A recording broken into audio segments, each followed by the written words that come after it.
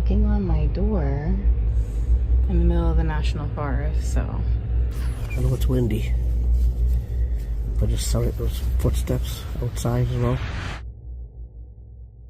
In October 2025, an outdoor adventure vlogger named Danny, accompanied by her dog Tazzy, embarked on a solo truck camping trip to the western Colorado desert, as documented on her YouTube channel, Roaming Reckless. The initial days were planned for peaceful truck camping, followed by exploration of nearby canyons and rivers. The first day unfolded smoothly, with both Danny and Tazzy enjoying the desert's tranquility. However, a severe storm struck that night, its wind and thunder keeping them on edge until dawn. Upon sunrise, the extent of the storm's impact became clear. Her boots sank into deep mud, and the entire campsite had transformed into thick, greasy clay. Danny admitted she hadn't checked the forecast before driving onto the notorious gumbo soil, and now the once solid road was impassable due to the slick mud. Later, while having breakfast and editing, she received a severe weather alert for a flood watch, part of a record-breaking storm. Faced with hours of heavy rain predicted and the risk of the nearby dry creek flooding the road, she decided to stay put and monitor the rising water rather than risk attempting to leave. With the ground undrivable, the road threatened by floods, and more storms on the horizon, Danny found herself suddenly trapped and stranded in the desert. The issue that we're running into is that we are in a flood watch, which there are people that have camped at this site before that said that the dry creek will flood and it washes away the road, or at least it has with people before. So I'm gonna have to keep an eye on things. I didn't want to move because this is like gumbo mud and you can get stuck really easily. It's happened to me before. I didn't want to risk it, but obviously I'll keep an eye on it because if water levels start rising, we're just gonna have to get out of here and deal with it the best that we can. There's already water down there, which it was completely dry yesterday, but obviously water's coming through the slot canyon, so we're just gonna have to monitor that.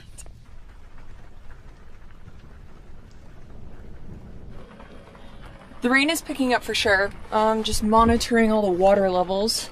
And for everybody out there who's like, why aren't you just leaving now, or why didn't you leave earlier? It's because the mud is already so gumbo-y that I am not confident that it wouldn't like get me stuck. So I would rather just wait out the rain and leave when it's dry and be good. Is that kind of a gamble? Yeah, but it's like, I don't know. I'd rather just wait it out. I'm watching the water levels. If they start to pick up in the next couple of hours, we'll just off-road through the vegetation to get out of here. I think we're actually at a high enough elevation above the water that we'll be fine. It's just gonna be a waiting game until it dries out. After hours of relentless rain, it became evident that she was truly stranded, with her only option being to stay put for the night, hoping for better weather and no flooding. Alarmingly, Danny also realized that rescue was unlikely, as the same slick gumbo mud that trapped her would also impede any rescue vehicle. As the day progressed, the weather worsened. The previously dry creek began to flow with muddy water, and continuous waves of rain and thunder escalated the flood risk. As darkness and heavy rain enveloped the desert, she closely watched the water levels on the road but decided against moving. However, the situation took an unusual turn when she ventured into the dark to check the creek with her headlamp. She saw eyes reflecting from the water and heard movement near her campsite. After a while, I finally found a break in the rain to take Tazzy outside one last time before bed. However, when I ran over to check on the dry creek, quote-unquote, water levels, I heard something sloshing in the water, only to look up and see a pair of eyes reflected directly back into my headlamp. Freaked me out. Okay, I ran back to the Droopy as quick as I could. Okay, that was freaky. Okay, I don't know what that was. I don't know if that was an animal or a person, but I heard the water moving when I was like heading over there to check it, and then something reflected off of the headlamp. We're locked in here, so we're fine, but I was not about to go down there and figure out what that was.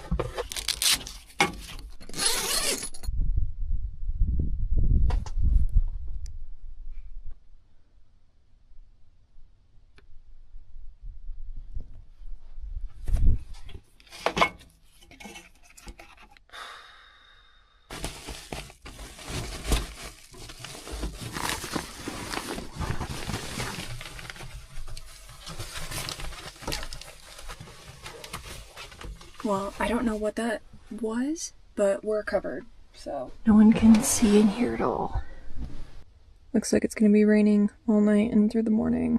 So, and we're still on flood watch. Though Danny wasn't certain if the reflection was from an animal or a person, it was enough to frighten her away from the creek and keep her on edge, especially given the sloshing sound and the visible eyes. She secured all doors, pulled down covers to obstruct the view inside, and reassured herself of their safety. Despite her fear, leaving or relocating wasn't a practical choice. The ongoing bad weather made driving out in the dark too dangerous and risked getting even more stuck. Her only viable option was to remain and wait it out. She then settled Tazzy upstairs with toys and shoes, trying to relax by reading as the rain persisted, attempting to treat it as a normal night despite her evident distress. As the night wore on, the noises returned, this time originating from just outside her campsite.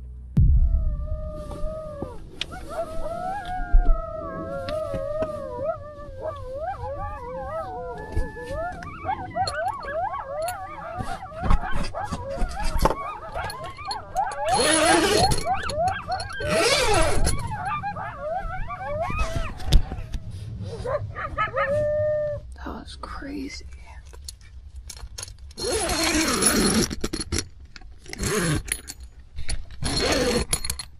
Sorry to wake you up, Tazzy. Coyotes out there or something.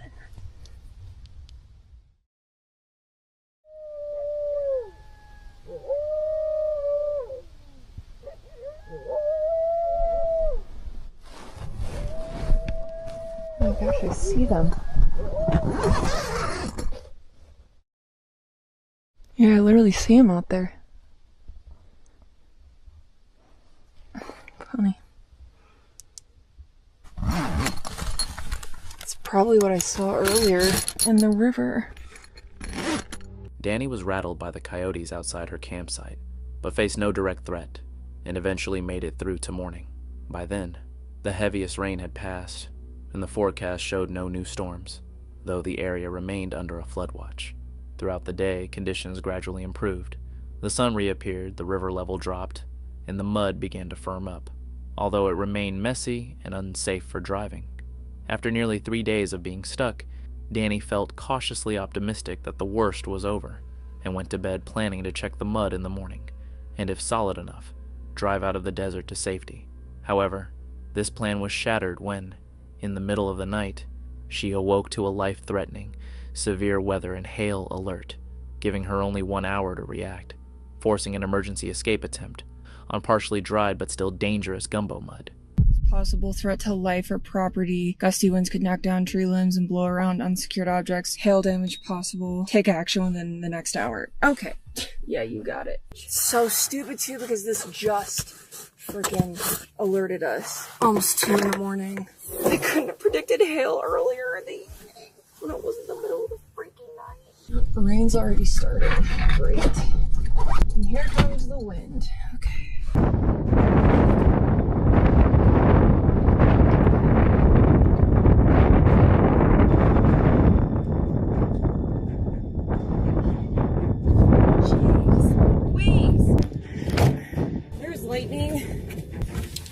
I think these pillows are giving me hell. Yeah, I think I just need to head towards town. All right, think clearly, woman. No rash decisions. Oh my gosh, you guys see that lightning? It's coming for us. We're literally stuck in this freaking gumbo. I'm not even joking. See that? Are you kidding me? I think I'm literally stuck. Oh, there's no way! Now's where I get to get mad at myself because I thought that it had dried up enough to get me out today.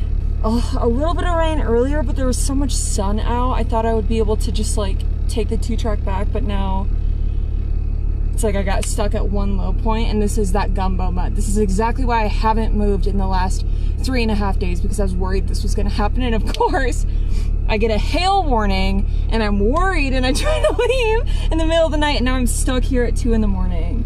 It's so unfortunate, and the hail is coming right for us. The moment the truck lurched to a halt, and its wheels spun uselessly in the slick clay, Danny knew she was truly stuck, with hail still coming down and the tires completely caked in gumbo mud. The truck had sunk into deep water-filled ruts, and every attempt to move forward or backward only smeared the clay and dug her deeper. Knowing that more throttle would only bury the truck, and with no trees or solid anchors nearby for recovery gear, she had almost no safe options. With the storm still active and the mud worsening, she decided to stop fighting it and wait for daylight, rather than risk making the situation unrecoverable in the dark. She spent the rest of that night mostly waiting in the truck rather than sleeping, as thunderstorms and lightning raged, and more rain fell while she remained stuck in the mud. Though neither she, Tazzy, nor the truck were directly harmed by the storm, she was on edge the entire time, worried about hail, wind, and what might happen if the weather suddenly deteriorated while they were immobilized. When morning arrived, she could finally see the full extent of the mess. She spent hours digging out ruts, draining water, airing down the tires, laying down whatever she could find for traction, and inching the truck back onto firmer ground. By late the next day, after the sun had dried the road sufficiently and her recovery efforts paid off, she finally drove out of the desert, reached the main road, and left the muddy ordeal behind. In the end, after days of being stuck and stranded, trapped by gumbo mud, pinned down by relentless storms, and even facing a life-threatening hail warning, Danny at last reached firm pavement and escaped the desert for good, leaving behind one of the most challenging and exhausting trips she had ever faced. With her faithful dog, Gems, she runs the channel Exploring Gems, documenting their journeys into remote corners of the world. But for a woman camping alone, far from civilization, fear is never fully absent. It lingers in the shadows, in the rustle of leaves, in every unfamiliar noise. One night, deep in the solitude of her camp, that quiet unease became something far more tangible, something far more unsettling than she could have imagined.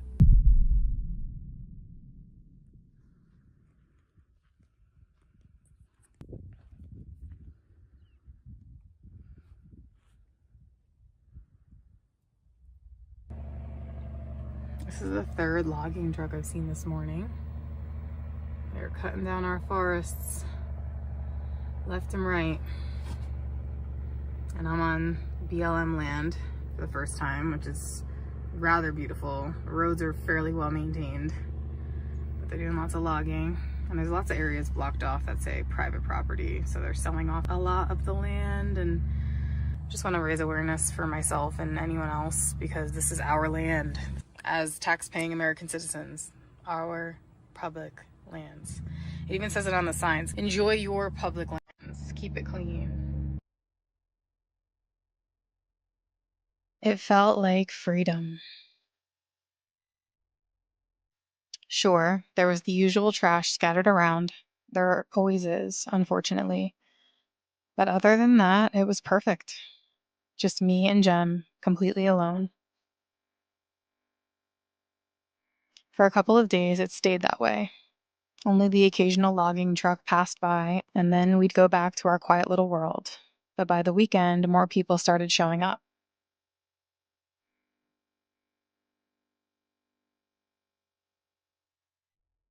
On our way back from our hike earlier that day, 3 blacked-out trucks came rumbling up the road. I stepped aside with Jem, gave a polite wave as they passed, and didn't think much of it. But that moment would end up leading to the scariest night I've ever had on the road.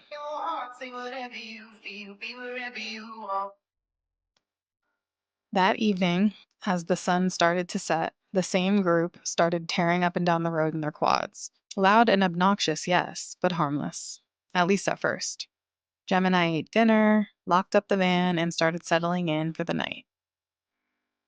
Around midnight, just as I started to drift off, 3 loud knocks right at my sliding door glass. Someone just came knocking on my door in the middle of the national forest, so.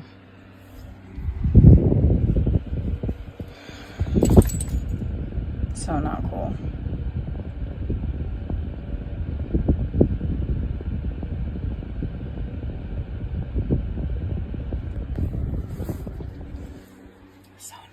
I froze. My heart stopped. I grabbed my phone to check the security cameras, but of course, it hadn't been plugged in.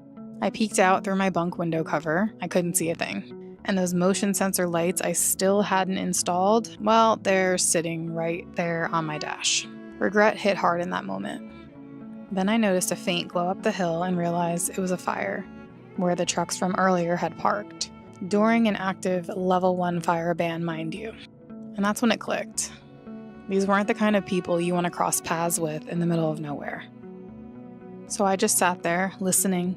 Every sound outside felt amplified. For the next couple of hours, I barely moved. I watched, waited, and checked the cameras over and over. I felt like my heart didn't stop racing until the first hint of daylight. Think about it. There's something inherently chilling about a knock on your door in the dead of night, especially when you're miles from anywhere. Alone, unarmed, with no clear way out. Every second is weighted with danger. Who is outside? Someone genuinely in need or someone with far darker intentions? If you were in her shoes, would you dare to open the door? The next clip may be brief, but it's incredibly intense. 8 years ago, a group of dedicated hikers were making their way down from Aiguille du Miraret, near Malanque, when one of them, a hiker from the UK, faced a horrifying ordeal. A single misstep was all it took, and he came dangerously close to losing his life.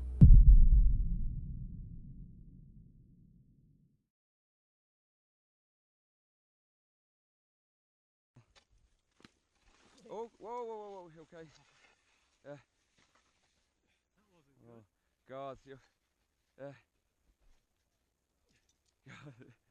Whoa. Oh, you're joking? Well, no, I caught something. Oh. Oh, God. Well done. Well done. At first glance, it may not seem especially dangerous, but at that elevation, standing on a razor-thin ridge, a single misplaced step can send you plummeting down either side with no way to stop yourself. The snow up there isn't firm. It's soft, unstable, and dangerously slick. Once you begin to slide, your speed increases almost instantly, making it nearly impossible to grab onto anything. Fortunately, the hiker reacted without hesitation. In a split second, he slammed his ice axe deep into the snow with all his strength, stopping his fall just in time. Will is deeply immersed in van life, a committed traveler, and the creator behind the channel Will's Whereabouts. When there's a chance to head out on a camping trip, he's usually the first one ready to go. After years of traveling across the world, his hunger for adventure shows no sign of slowing down. But spending that much time on the road and in remote places inevitably leads to a few unusual encounters. In this particular story, we catch up with Will during one of his stealth camping trips, something he enjoys doing from time to time. For this outing, he picked a spot he knows well, the peaceful countryside of Box Hill, and this time, he isn't alone. A close friend has come along to spend the night.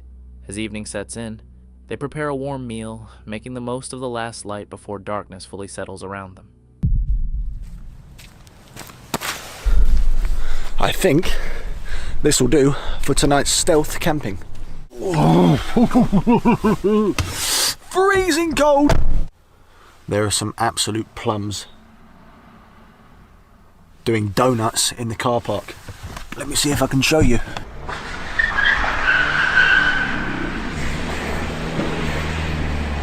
Anyway guys, welcome back to another video.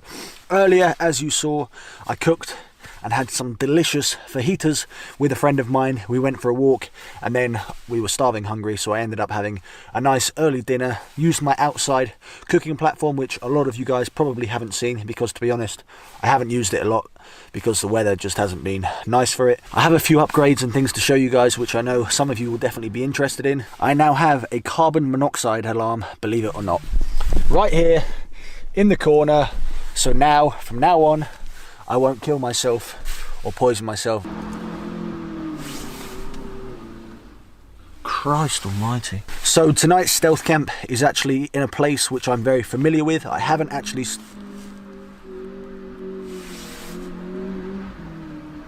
Tonight's stealth camp sounds like I'm at a bloody drag race. Anyway, as I was saying, I am in a very familiar place. I actually used to live in this area with my parents a good few years ago now, and I used to work at a restaurant just round the corner, which is where I had my first ever job when I was about, how old? 16, 17 years old. At first, everything felt ideal for Will. Calm, still, and perfectly suited for a quiet night surrounded by nature.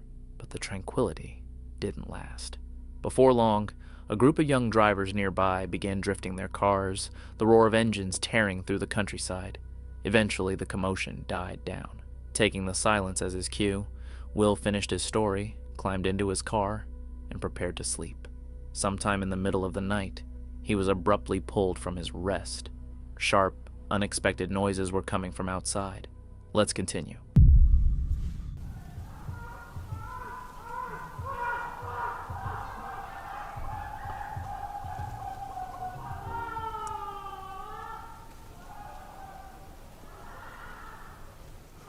I don't think I'm going to be getting much sleep tonight.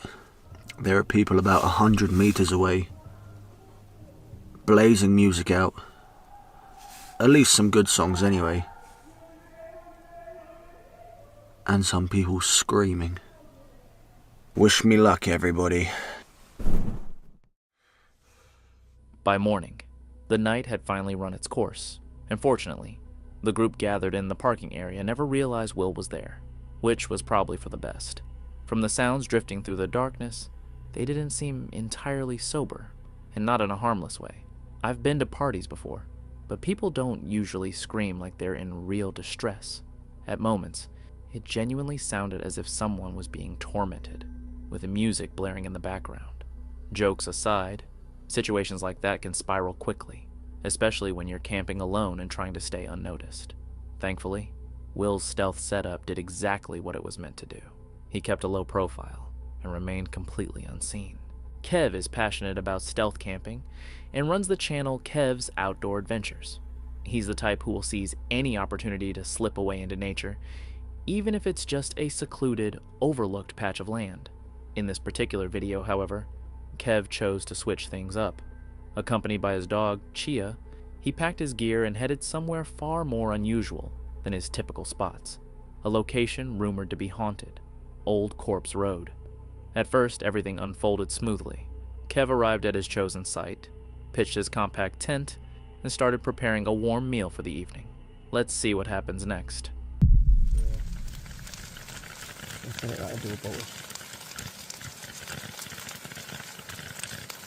Right guys, I'll bring us back in a minute and I'll tell you the old story.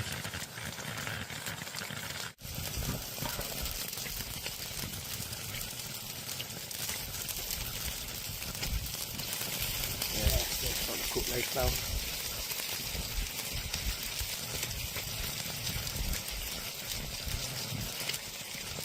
Yes guys,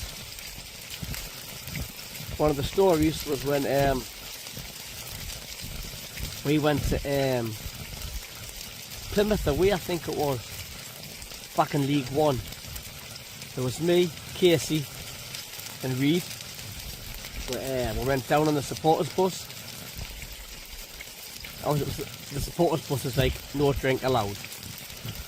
So what we did was I bought a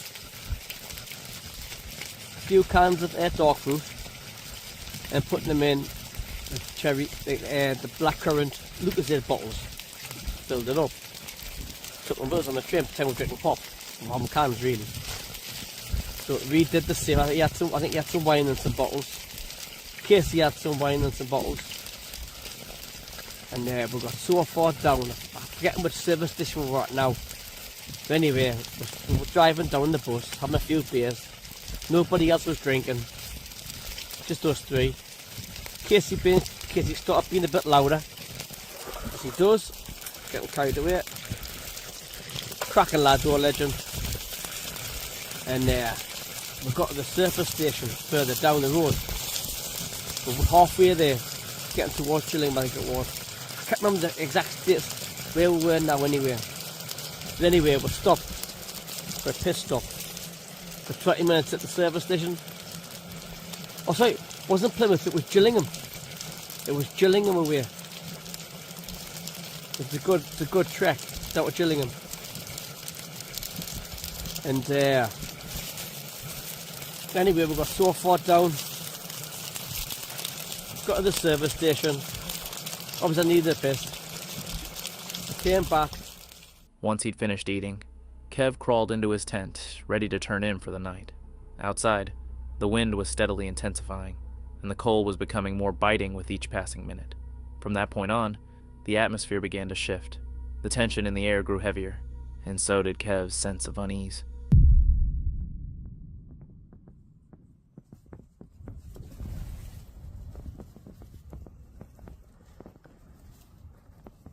Sounds like something's outside, like walking about.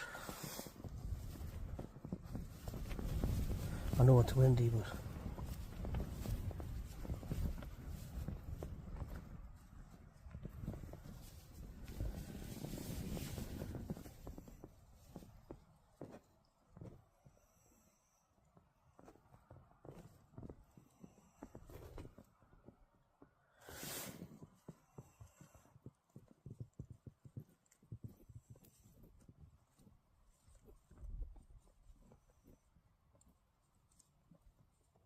fuck's that?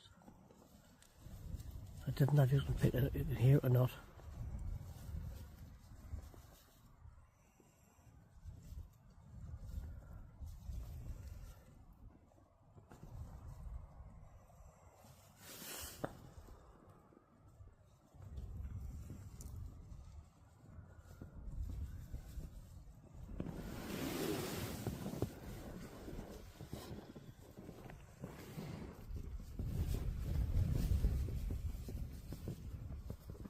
Right guys, I'm going to turn this light off. The fuck? I'm going to try and get some sleep. I know it's windy, but just sorry those footsteps outside as well.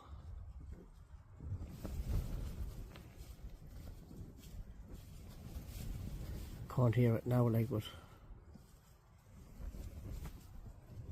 knowing you feel like people walking around in long grass makes it a rustling sound. That's what it was like. But I'm going to turn this light off. I want to try and get some sleep. If you listen carefully, it really does resemble footsteps. But more than likely, it was just the wind cutting through the valleys, bending and funneling in a way that produced those eerie echoes. The gusts were clearly strong that night. Truthfully, the setting itself may have been playing tricks on Kev's mind. In environments like that, isolation, darkness, and expectation can blend together, amplifying every sound and turning ordinary noises into something far more convincing. Imagination and anxiety have a way of filling in the gaps. In the end, though, nothing actually happened. The night passed without incident, and Kev left with nothing more than a story to share. Another stealth camping trip completed safely. And since we've been talking so much about nights outdoors, when was the last time you ventured into nature? What was that experience like? Peaceful, unsettling, or somewhere in between?